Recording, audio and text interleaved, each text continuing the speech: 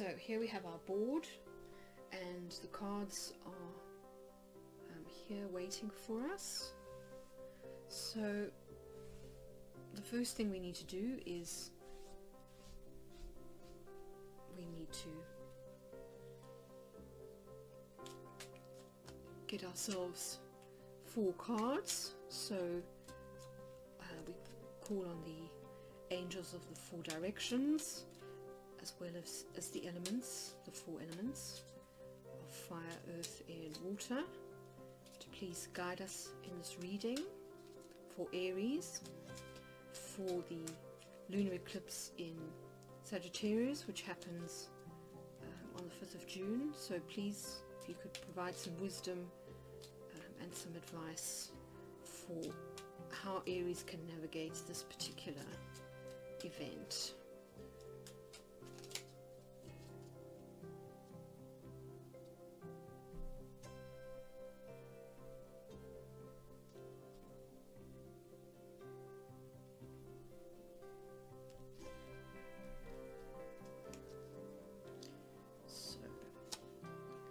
So first out, we've got Caput Draconis. Now that is fascinating, because Caput Draconis is actually the head of the dragon or the north node, and of course eclipses always occur on the nodes, on or very very close to the nodes. So if you've got a total eclipse, it's because the sun and the moon's paths exactly overlap. So in other words, the sun and the moon are bang smack on the nodes, because the nodes are formed from where the sun and the moon's paths cross.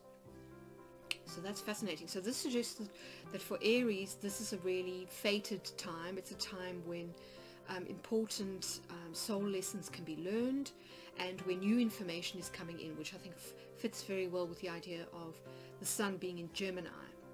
So that's really interesting. So next out we have Populus. Now Populus is associated with the sign of Cancer, so it's lunar, it's to do with the moon, and Populus is really about kind of crowd mentality, this sort of the herd mentality. And of course a very good example of where we see the herd mentality in action is on the stock market, when you kind of get panic buying or selling. Other ways that we tend to see this kind of collective mentality is around natural disasters, you know, people all kind of getting a sense that they need to sort of leave an area, for example. And the other way is, of course, social media. That can very much be reflective of the herd mentality. And interesting too that, you know, given that we're still sort of in the shadow of coronavirus, you know, and COVID-19, that herd immunity is still something that is you know, controversial and being kind of bandied about and looked at. You know, when people kind of compare models like Sweden versus you know, South Africa, for example, where there's been total lockdown. So that's kind of interesting. Right, next out is Tristia.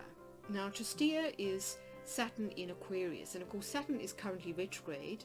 It's in the sign of Aquarius, but it is moving back towards the sign of Capricorn. But so what I'm sort of getting from this is that you're being drawn to the degrees that Saturn has kind of gone over in Aquarius, to sort of look for instances since March, because Saturn went into Aquarius just after the equinox, which is when the sun was in Aries, so very much Aries season. So I think it's saying look back to that time, because there may be some parallels then, you know, issues that are being highlighted for you that need clearing up now. And then finally we have Mars in Aries. So this is your particular geomantic figure. Now Puer is the boy, so this is really about masculinity, it's about taking action, it's about initiation, all of those things. So that may be important now. Okay, so now what I'm going to do is I'm going to pause the video while I quickly work out the rest of the geomantic figures.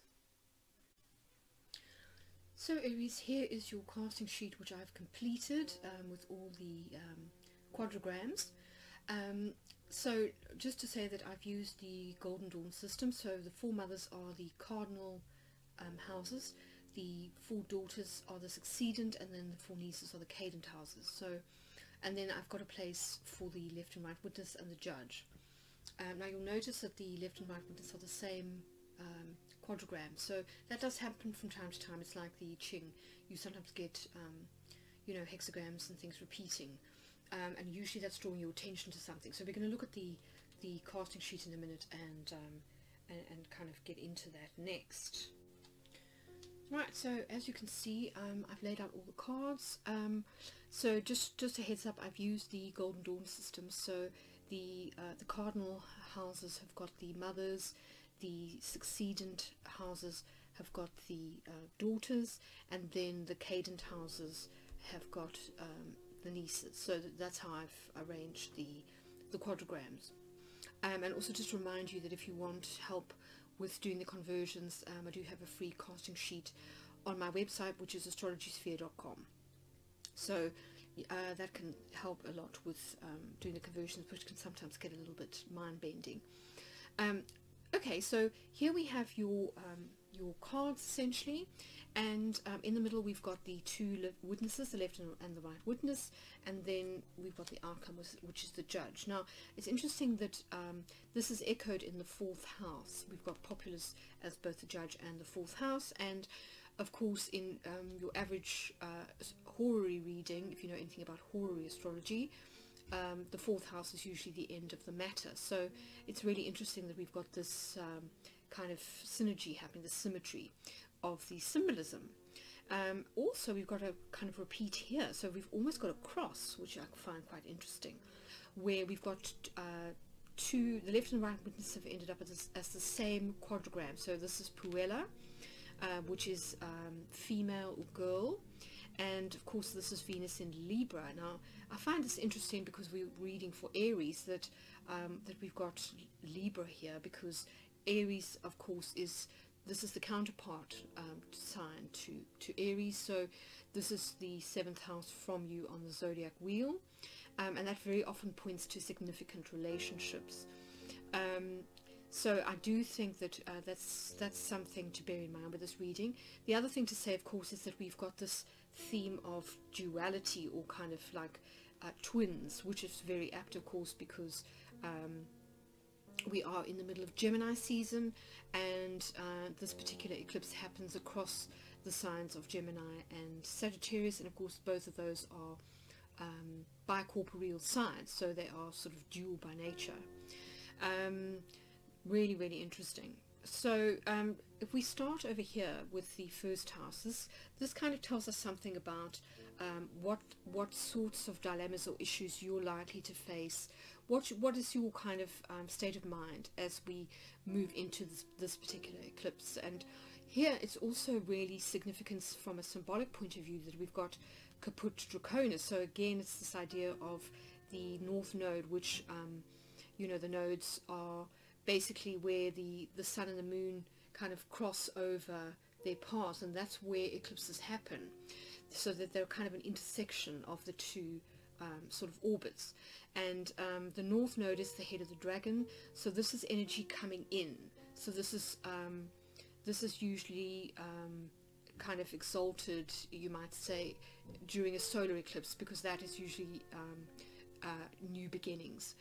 So it's slight inversion happening here, because this is a lunar eclipse, and of course lunar eclipses tend to be about endings or kind of culminations of sorts, so kind of a leaving kind of an energy.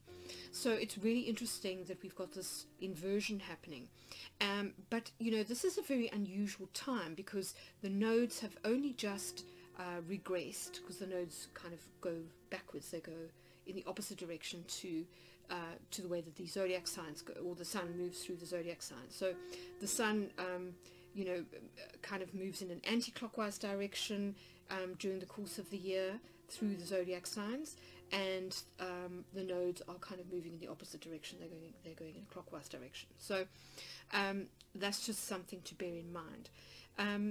So I'm just going to read you some of the sort of meanings for Caput Draconis, in case this sort of jogs your memory. So keywords for Caput Draconis are beginnings, an inner threshold, entrances, coming in, upper boundary, doorway leading in, and changes for the better. So that's quite hopeful. And of course the image, I don't know whether you can see this on the card, but the image for this particular quadrogram is supposed to represent a doorway with footprints leading toward it, so, or a tall tree, whichever you prefer. So that might tell you something about your current situation, or where your state of mind, you know, as we kind of move into this eclipse energy. So what kind of messages or wisdom or lessons are these likely to be about? Well, this is usually to do with karma. If we are talking about esoteric astrology, we're talking about soul contracts, we're talking about you know, soul lessons, karmic contracts with others, and of course that's a massive issue at the moment, because if you do believe in ascension, and in this idea of moving towards a new world and a new beginning, then, you know, many people are telling us, such as Dolores Channing, that part of the process of shifting into that new energy is basically clearing oneself of karmic contracts. So it's very interesting that we've got this idea of relationships happening here, and it seems to be echoed. If we look at the top here, we've got the quadrogram for Aries here, Puer, which is the boy, and right next to it is Puella, so echoing these two cards here. So that potentially sort of tells me we've got these right next to each other, and in geomancy that represents a conjunction. So we could be talking about divine counterparts here. We could be talking about sacred masculine and sacred feminine energy, and a kind of a divine or sacred union. So we could be talking about sort of twin flame types of dynamics here. But then again, we could also simply be talking about a significant relationship. It could be a friendship, for example, because this is the 10th, this is the 11th house. So 11th house tends to be kind of social affiliation. So it could be a friendship, it could be somebody that you, a kind of colleague with whom you are in a like a council or a group situation together. You both belong to the same political party, for example, or it could be somebody that you've met through social media, or that you connect with through social media, because 11th house does tend to be social media. But there's some kind of social aspect to whatever you know, the situation entails. This can also be about hopes and wishes. So it could be that you are wanting to sort of reunite with somebody, but, you know, for various reasons you can't, and that seems to be reiterated by the quadrograms we've got in the 7th house and the 5th house. So these are both quite negative quadrograms. It's Saturn in its aspects of Aquarius here and Capricorn here, and this talks about restrictions and limitations. So if it's a romantic relationship or a child, for example, that you separated from, then the feeling is that somebody is imprisoned. So it could be lockdown. It could literally be because of lockdown that you have become separated either from a child or from you know, a lover, because it's restricting your movement. But certainly there seems to be some kind of separation, because Tristia is generally concerned with sadness or unhappiness. So that seems to be kind of the storyline that's developing here. So I'm just going to read the meanings for Tristia quickly, so that it can kind of jog your memory. So Tristia, where is Tristia? Let's see. Here we go.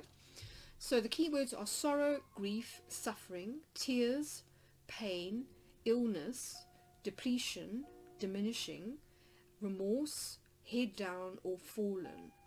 So it could be that for whatever reason you have become separated from somebody who is significant to you. This is the 7th house, so it's a significant partnership, and that this is causing a lot of sadness, remorse, or regret.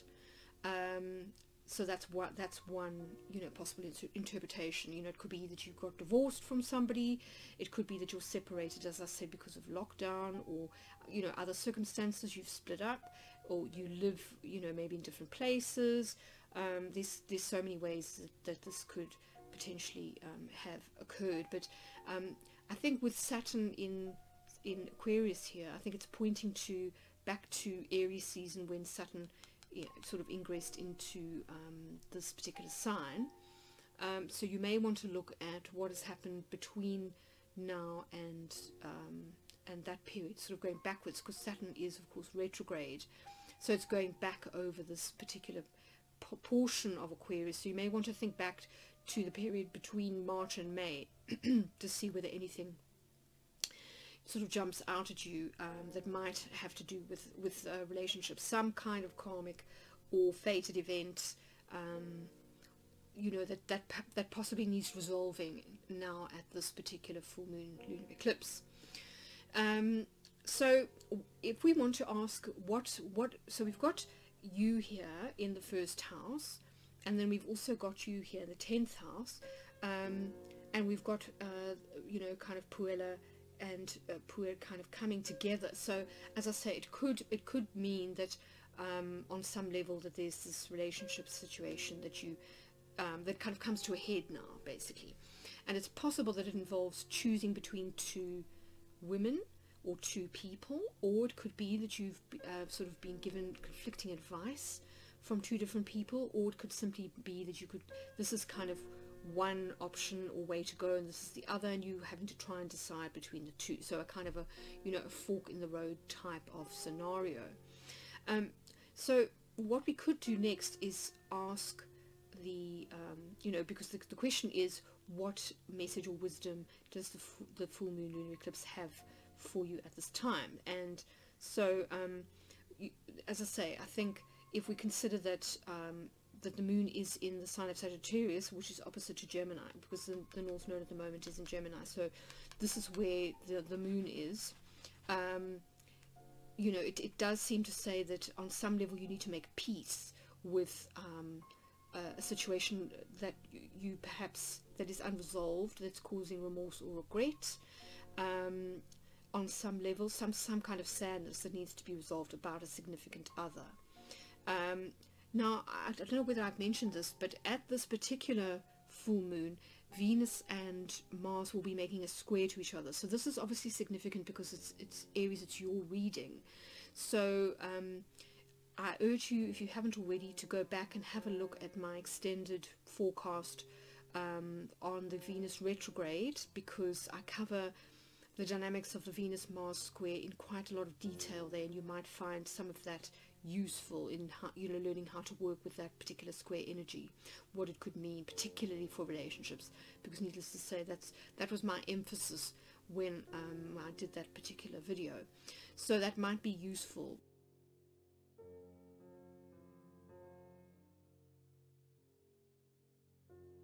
So if we say that this is Gemini and this is Sagittarius, this is the Sun and the Moon, then we are talking about Mars being in a T-square, and of course how handy is it that we've got Puer, which is Mars in a T-square, essentially to this configuration, this opposition. So we've literally got this T-square kind of happening.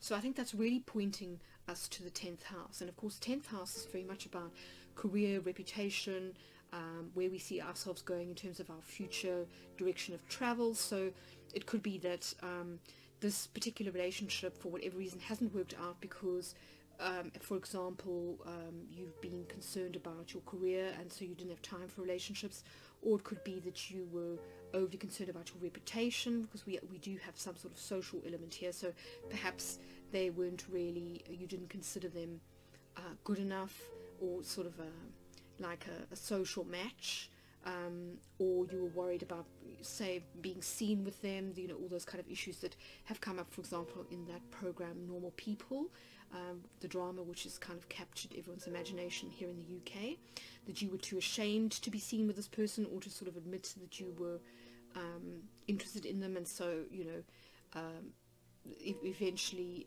that proved too hurtful. It could be something to do with that, or it could simply be that your career took you in a different direction, you know, so perhaps it meant you had to move, or you know, but for whatever reason it caused some kind of diversion. So that's something to bear in mind. But then if we want to sort of ask about, well, where is this kind of going? What is the message here? And, a good one to look at here is the 9th house, which is kind of messages or signs from the divine. So if we want to look for advice, this is the place to kind of look. And here we've got Laitisha, which is Jupiter in the sign of Pisces. And this is really interesting, actually, because Laitisha is all about happiness. So it's actually the counterpart to Tristia. So it's saying that there is a way to find happiness, or to get your happiness back, and that events around this particular lunar eclipse may sort of enlighten you as to how that is possible. So I'm just going to read Laitisha here. We've got happiness, joy, laughter, singing, good health, enthusiasm, unrestrained gladness and optimism, grace and a lightness of spirit. So you can see this is a really kind of wonderful card. So it does suggest that there is the potential here for healing, which again is interesting because both the sun and the moon will be making a trine to Chiron and to Black Moon Lilith, which will be in Aries. So this is definitely pointing to the potential for healing within the context of relationships. And here again, I want to urge you to have a look at my extended video on Venus retrograde, because I also deal with the dynamics between Chiron and Black Moon Lilith and how they play into Venus retrograde, particularly at this eclipse during the Venus-Mars square. So really urge you to go and watch that video. But needless to say, it may involve healing a wound that you sustained around about the age of 12-13, when you kind of came into puberty. There may be some resonance with things that happened then, so that's worth bearing in mind. But I mean, wonderful that we seem to have this opportunity for happiness, and it may be significant, as I say, that Puer and Puella are actually coming together in a conjunction. So this could be sort of divine union or sacred union, kind of coming together with somebody, a twin, for example, that you're separated from. So that's a wonderful thing to consider. So if we look at the image for Laitisha, it is an upright tower or candelabra. So that might be of significance to you. The other thing I want to say is that when it comes to Black Moon Lilith and Chiron, as I said, they'll be in Aries, and they just so happen to be making a conjunction to a fixed star, which is in the constellation or the galaxy of Andromeda, called Alpha-Rats. And this is all about wanting freedom and movement. So this is about the desire for emotional independence, and about somebody who's naturally a loner. It's the Alpha star in the constellation of Andromeda, and so it's quite a bright star, quite important. And it's interesting because, again, if you follow the star seed compass, Aspen Rain, and the way that she kind of uses astrology to interpret star seed origins and karma, she will tell you that the constellation of, or those who have had lifetimes, or who are from, so star seeds, who are from Andromeda or who have strong Andromeda karma, have a real issue around freedom of movement. So they don't like restriction, they don't like obligations, they don't like to feel controlled, and in many ways they have issues with commitment. So that may also play into whatever the dynamics are that are kind of going on at this particular full moon lunar eclipse. It may be that that the wounds that need healing have to do with those kinds of issues around sort of like a tendency to run away if the going gets tough, or to kind of flake out, or to not want to keep promises if it suddenly becomes, if it feels too heavy, if it's going to kind of cost you your freedom. So that's just something to to sort of think about when it comes to the wounds that may kind of come up at this time. And they're certainly likely to, given that we've got Caput Draconis here, which is, as I said, is about soul lessons or karmic lessons. So kind of wrapping up this reading, where is this energy all kind of moving towards? Well, this is where we look at the left and right witness, and then the outcome, which is populace. So as I said, it's interesting that we've got these two left and right witnesses that are in exactly the same sign. And of course, Puella is about, as I said, Venus in Libra, and Libra is all about balance, harmony, cooperation, peace, and relationships. So in other words, putting the relationship before one's own needs. And of course, Aries, we love you, but we know that it's usually me, and you know, kind of we come second. So perhaps it's sort of suggesting that, you know, you might want to sort of rethink priorities potentially. It could also mean, you know, kind of emphasizing the idea of making peace, or of some kind of choice, as I said, between two people or two particular options. But then the final outcome is populace. Now, populace is the sign that, or the quadrigram that's ruled by the moon. So this is the moon in Cancer, and populace is really about that kind of herd mentality. So this is really about kind of group think or group consensus. So I think what it's saying is that when it comes to, you know, situations, particularly relationships, the way to sort of heal or deal with the situation is to kind of look at where the general collective sort of mood is at, because that will give you a good indication of sort of which way to go. So in other words, what would be the sort of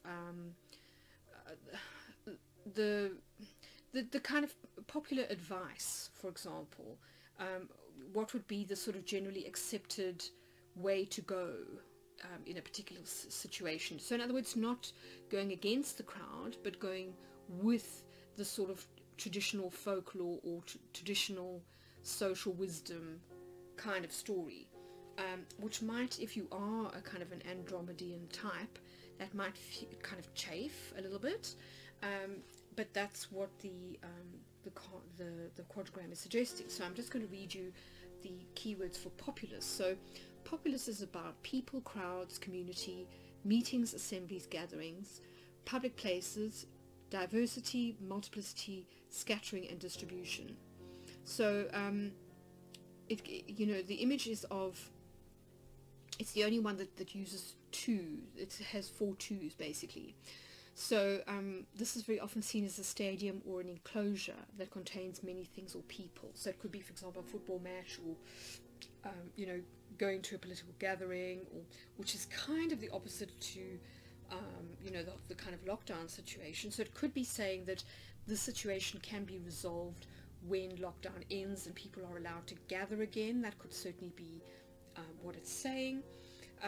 But as I said, the other interpretation is that you know, the best way to go is to follow convention, basically, to go by the book, if you like, rather than try and be too different or think too much outside the box. You know, just kind of go with generally accepted wisdom, you know, on that particular issue.